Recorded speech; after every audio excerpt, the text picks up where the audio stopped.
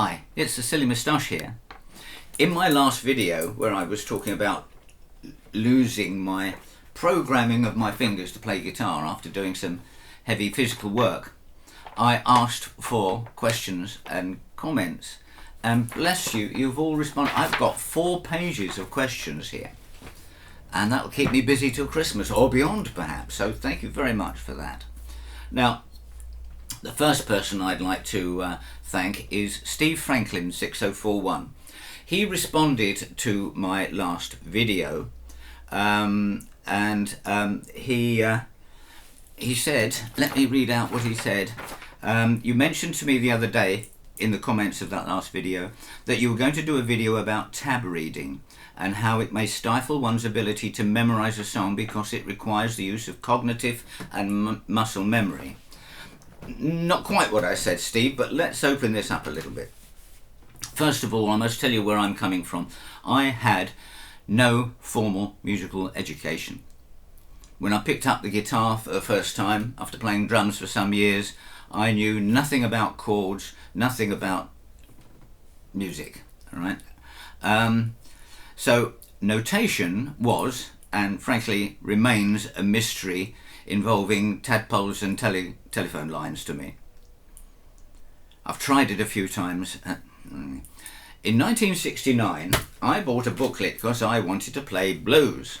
There you are, it cost me 7 and 6pence. Yes, 7 and 6pence. And it's transcriptions of the work of Robert Johnson.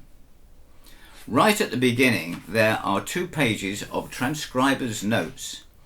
And rather than read these out, he's stating that it was very, very difficult because Robert Johnson used polyrhythms, especially 4 quavers against 3 on a 12x8 meter, demands changes in conventional jazz blues notation. In other words, it was too bluesy for him, and if Robert Johnson did an extra half a bar or something, you know, it was wrong. But he did it anyway, so there we are. And a little bit later in my guitar playing life, I got this, I think in 1970, 69, 70, something like that. The New Lost City Ramblers. This is an enormous reference book of lots and lots and lots of old Appalachian, old-timey type songs and things like that. But they are done in notation, which means nothing to me. However, it was transcribed by a lady called, where are you gone? Where are you? Hallie Wood. And she wrote in her transcriber's notes, she said, "Don't use the piano. It's no good at all for music like this. It will throw you off every time, make you think that there are mistakes when there are none. Many who buy this book will not read music, and there's no reason why they should. Learning by listening, by ear, is by far the best way, in fact the only way that suits this kind of music." And she does have a point. You pick it up. Yes, you will look at what the people are playing and you'll play along and things like that. But it's learning by ear, in other words. So I'm going to take you to another experience I had, and it was Sunday the 25th of October 1970. The London Palladium in London, and I was sitting in the front row centre seat. I think it was seat A13. 13 has been a significant number for me. I was there to see a British band called Matthews Southern Comfort, led by Ian Matthews, late of Fairport Convention. But the opening act was a young chap called James Taylor. And yes, I already had his first record, and I thought he was a great talent, very interesting, and he was the opening act, so he shuffled on, looking very uncomfortable, wearing this great big shaggy sweater that I recently found out was knitted for him by Joni Mitchell, and carrying one of those square-shouldered J50s, Gibson J50s, that they brought out about 1969 or something like that. And he didn't talk to the audience on much. He just sat down and he picked up his guitar and he started playing. Now I was about 20-25 feet away, and I had better eyes in those days, and so I could see what he was doing. He hardly seemed to move his hands. His technique was absolutely, seemingly effortless. His chords and melodies were performed with minimal effort, but you know, they would, he wasn't doing up there and he wasn't struggling or anything like that.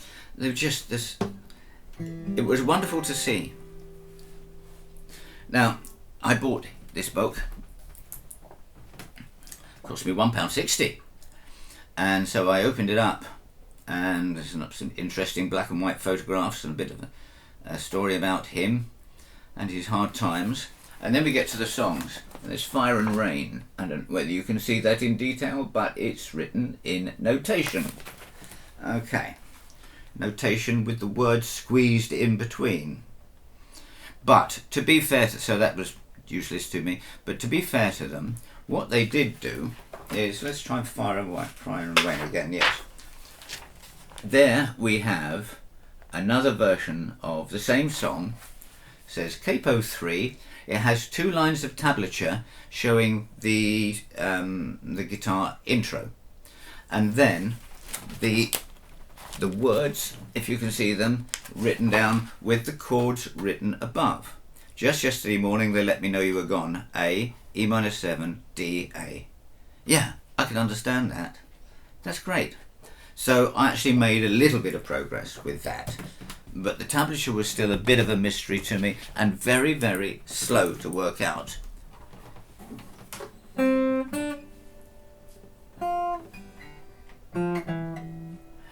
That kind of stumbling thing. So I worked out by learning the chords, etc. I want to tell you about another experience I had. I used to attend a British Bluegrass camp annually. It was for a week. It was full board and lodging in a school that was on break. And it was great in that it gave you face-to-face contact with a lot of very, very fine American bluegrass and old-timey musicians. At various times I studied guitar and dobro and mandolin. But the most enjoyable aspect of it was not the tuition, I'll tell you why in a moment, but the jamming in the evening with other students, meeting old friends of course, and also the tutors. And also we used to form what they called scratch bands. So you get 5 or 6 people plumped together, go away and work out a short act, 2 or 3 numbers, which we would play on the Friday night concert. But it did teach me that great musicians are not always great teachers. Perhaps that's because they can't remember when they didn't know it.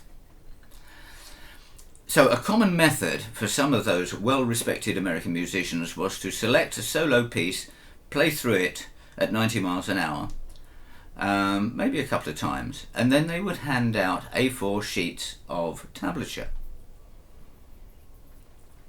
I experienced this with a very fine guitar player who shall remain nameless, and then they would leave the classroom, leave us alone, about 20 guitarists or mandolin players or whatever, to work through the tablature. It was musical mayhem because we weren't doing it together, we're all doing it individually, at various stages of ability, of course. After this went on for 2 or 3 days, I asked the tutor if he would just play the piece slowly again 2 or 3 times so I could watch closely with my hands on the fretboard and then listen with my hands on the fretboard.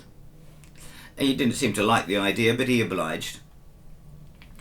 And so then we broke for coffee and he disappeared. And as it was a nice sunny day, we ambled out onto the lawn, and there was a spectacle of about 20 people with guitars walking around noodling, chatting, comparing notes and things like that. And I was trying to work on this piece that he'd given us, and I was kind of starting to get some aspects of it.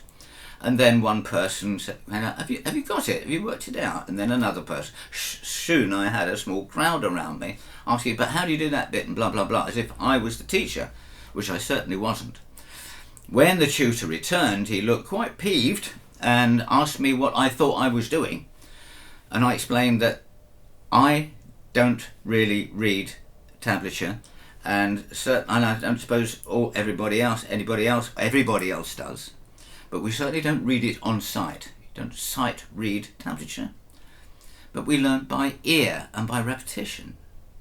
Well, the rest of the week didn't go well, I have to say. I had a similar encounter with a mandolin teacher, and the tuition side of the week was a total waste for me. The following year I wanted to study mandolin with Mike Compton, a famous mandolin player who plays in the style of Bill Monroe, and I thought that's going to be very, very difficult to do in tablature, so I contacted the organisation and I asked them if he would be teaching with tablature or not. I got a rather indignant response implying that my question was impertinent. I stopped going after that. Here we are. Now let me just talk about notation. I understand that there was a need to find a way to record, before recording was possible, to write down music in some way.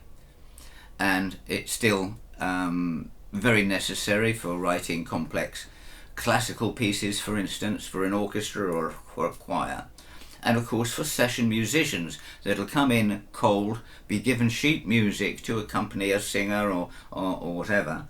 And time is an important factor, studio time, get it right, get it out, things like that.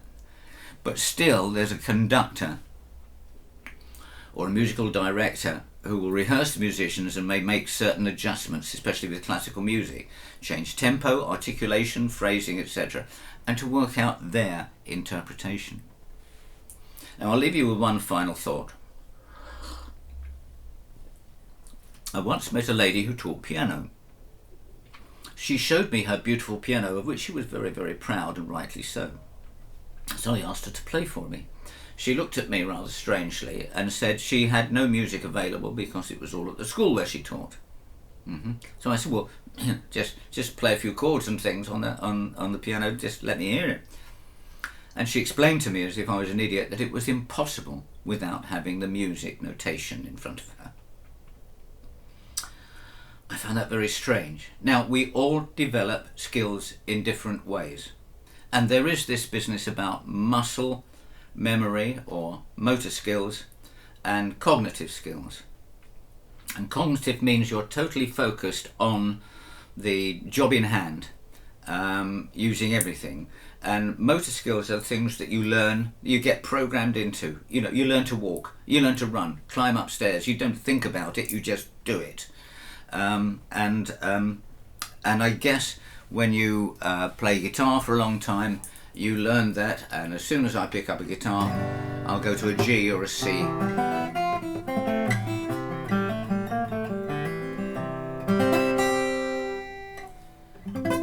And so I kind of know where those notes are. Still not very well, but there we go. So I'm just wondering whether a musician who can only play by reading notation, possibly tablature, but do they become a player, or are they effectively an operator? What do you think? If you have been, thanks for watching.